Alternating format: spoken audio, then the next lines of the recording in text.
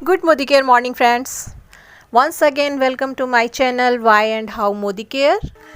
Friends, आप लोगों के व्यूज़ देख करके मुझे बहुत खुशी मिलती है कि आप लोग वीडियो को पसंद कर रहे हैं, चैनल आगे बढ़ रहा है। साथ ही फ्रेंड्स, मेरी आपसे एक गुजारिश और है कि आप कमेंट्स ज़रूर करें और वीडियो शेयर ज़रूर करें। इस तरह करके आप एक नए यूट्यूब चैनल को आगे बढ़ा सकते हैं।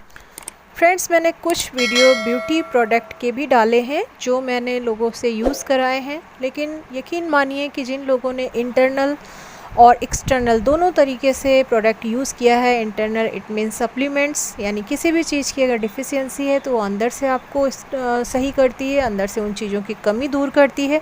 और एक्सटर्नल के लिए मैंने ब्यूटी प्रोडक्ट दिए थे, उनके रिज़ल्ट अमेजिंग आए हैं।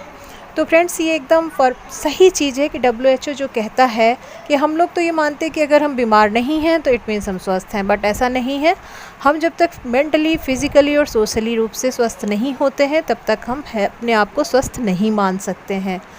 हमें तब पता चलता है कि हमारे ऑर्गन्स ख़राब हो गए जब डॉक्टर डायग्नोस करते हैं। अंदर अगर छोटी मोटी या माइनर प्रॉब्लम है तो हम जान ही नहीं पाते हैं, उनके सिम्टम्स से भी हम नहीं समझ पाते हैं। इसलिए मैं अब इंटरनल और एक्सटर्नल दोनों लेकर के चलूँगी।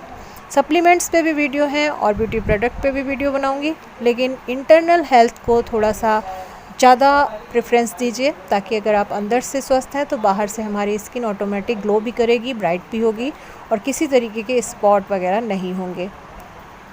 तो फ्रेंड्स, आज हम लोग जानेंगे थायराइड प्रॉब्लम के बारे में, यानी जो थायराइड ग्लैंड है उससे निकलने वाला जो थायरॉक्सिन नामक हार्मोन है वो हमारे शरीर के अंदर अन्य हार्मोन्स पर भी कितना इफ़ेक्ट डालता है। मसल्स के ऊपर, हमारे कोलेस्ट्रॉल लेवल के लिए, हमारे शुगर लेवल के लिए, हमारे माहवारी जो साइकिल है उसके लिए बहुत सारी चीज़ें इससे इफ़ेक्ट होती हैं।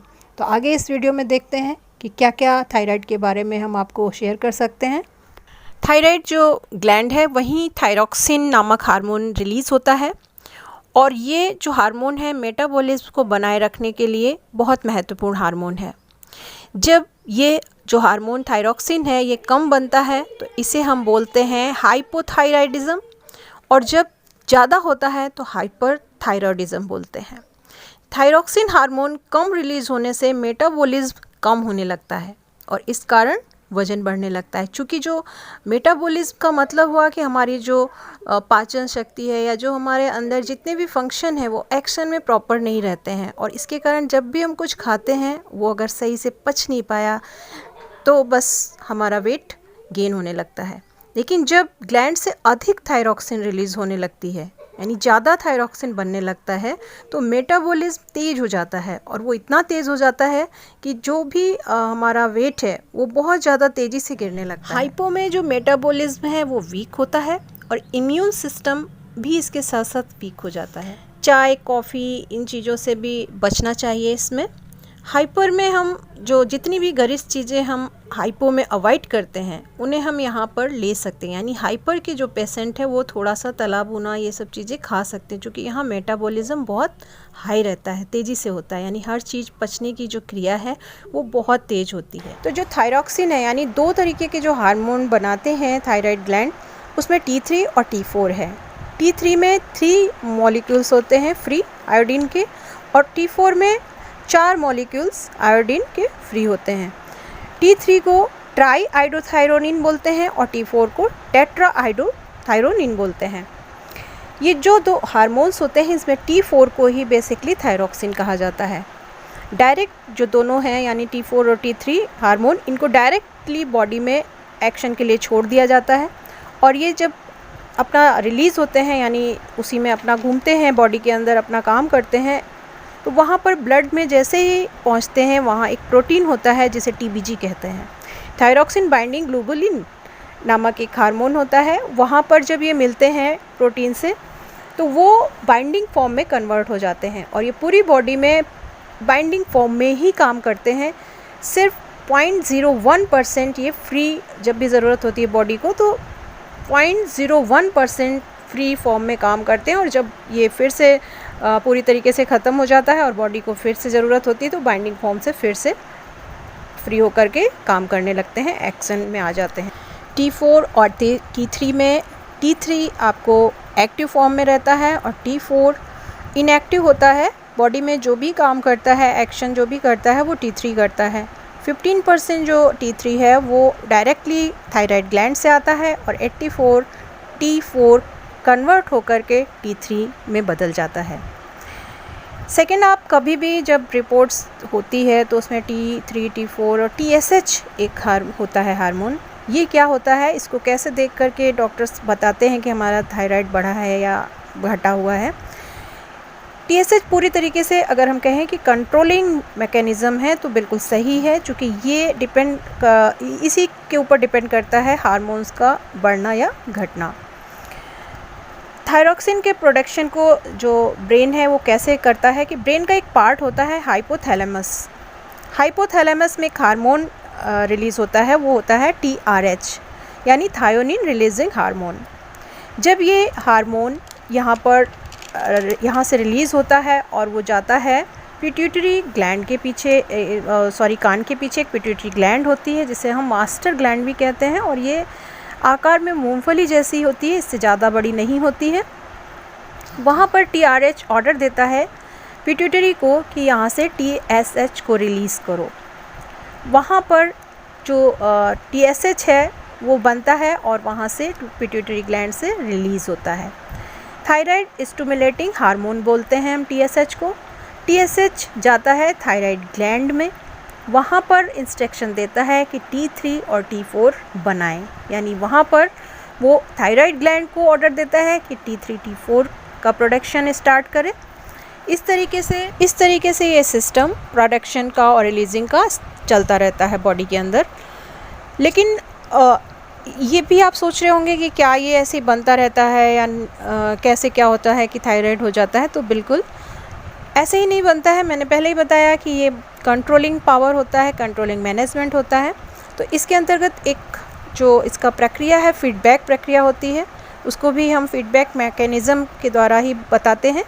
इसमें होता है कि जब T4, T3 नॉर्मल से ज़्यादा होते हैं तो ये अपने आप ही हाइपोथैलेमस को एक मैसेज देते हैं कि अब वो TRH का प्रोडक्शन रोक दे, और TRH व पिट्यूटरी का जो TSH है वो कम होने लगता है। इस तरीके से T4, T3 कम हो जाते हैं, और जब इन्हें ज़रूरत होती है तो इसी तरीके से ये पुनः SMS कर देते हैं, यानी एक मैसेज छोड़ देते हैं कि अब आपको इसका प्रोडक्शन रिलीजिंग स्टार्ट करनी है। इस तरीके से ये क्रम चलता रहता है। ये किस तरीके से दिखता है, या दो तरीके के जो हमारे थायराइड प्रॉब्लम बताई जाती है, एक हाइपो और एक हाइपर। हाइपो मतलब है बिलो नॉर्मल और हाइपर है एबव नॉर्मल, यानी इसमें आपको ज़्यादा नॉर्मल से कम या नॉर्मल से ज़्यादा की प्रॉब्लम होती है। और ये जो टेस्ट है ये डॉक्टर जो बताते हैं उनमें सिर्फ मैं आपको एक केस ऐसा बता दूं जिसमें अगर ऐसा आपके साथ है या किसी के साथ है तो उसमें बहुत ज़्यादा मेडिसिन की ज़रूरत नहीं होती है, उसे हम बहुत अच्छे से अपनी लाइफ स्टाइल को चेंज करके हम बिल्कुल ख़त्म कर सकते हैं, पूरी तरीके से ख़त्म कर सकते हैं। यानी वो जो लेवल है वो होता है T3, T4 नॉर्मल, और TSH अगर बढ़ा हुआ है तो ये सब क्लिनिकल हाइपोथायरॉयडिज्म होता है, और इसमें हमें मेडिसिन की बिल्कुल आवश्यकता नहीं होती है, सिर्फ हमें अपनी लाइफ स्टाइल चेंज करनी होती है।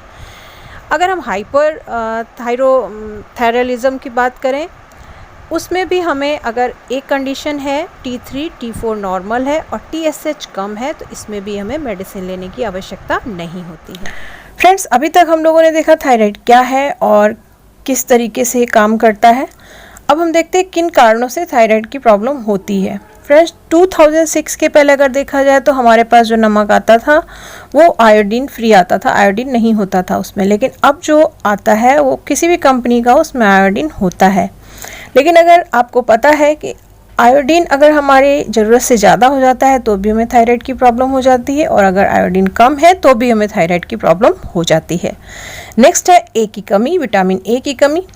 T3 और TSH को प्रभावित करता है विटामिन ए। T3 को बूस्ट करने और TSH को नॉर्मल रखने में बहुत बड़ा योगदान है विटामिन ए का, इसलिए इसकी डिफिशियंसी भी इस बीमारी को आमंत्रित करती है। सिलेनियम की कमी, T3 और T4 को नॉर्मल रखने में सिलेनियम बहुत सहायक है।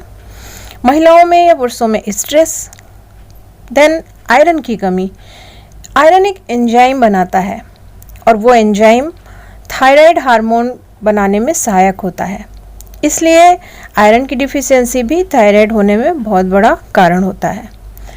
स्वीटनेस, जो आर्टिफिशियल स्वीटनेस है, यानी हम बाहर की जो भी चीज़ खाते हैं अगर वो आर्टिफिशियल स्वीटनेस उसमें डाली जाती है, चाहे वो पेय पदार्थ हों या जो मिठाइयाँ हैं, तो ये चीज़ें हमारे आयोडीन पेशेंट बनने में बहुत कारगर हैं। यानी हमें ये बढ़ावा देती है कि हम इस तरीके का बीमारी हम अपने अंदर ले लें।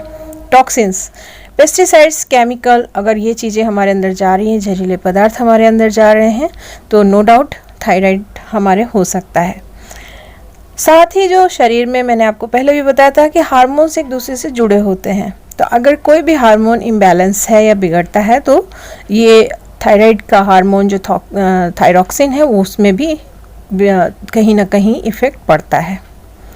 देन है प्रेगनेंसी के टाइम पे, यानी जो महिलाएं जब प्रेग्नेंट होती हैं तो उस दौरान भी थायराइड की प्रॉब्लम हो सकती है। साथ ही जो हम बहुत सारी मेडिसिन खाते हैं, कई बार बहुत सारी बीमारियों में हम फटाफट मेडिसिन पर ही निर्भर हो जाते हैं, चाहे वो छोटी हो या बड़ी हो। जीन्स आधारित भी होता है थायराइड, यानी वंशानुगत होता है। साथ ही एक जो हमारी लाइफ स्टाइल में है सोया प्रोडक्ट जो भी हैं वो थायराइड को बहुत ज़्यादा होने में मदद करते हैं, यानी थायराइड अगर हमें रोकनी है तो इन कारणों पर एक बार ध्यान देना होगा। तो थैंक यू फ्रेंड्स, इस वीडियो में बस इतना ही। अगले वीडियो में मैं आपको इसके सिम्टम्स और इसके सप्लीमेंट्स के बारे में बात करूँगी, क्योंकि ये वीडियो बहुत लंबा हो जाएगा, इसलिए थोड़ा सा इंतज़ार। Thank you.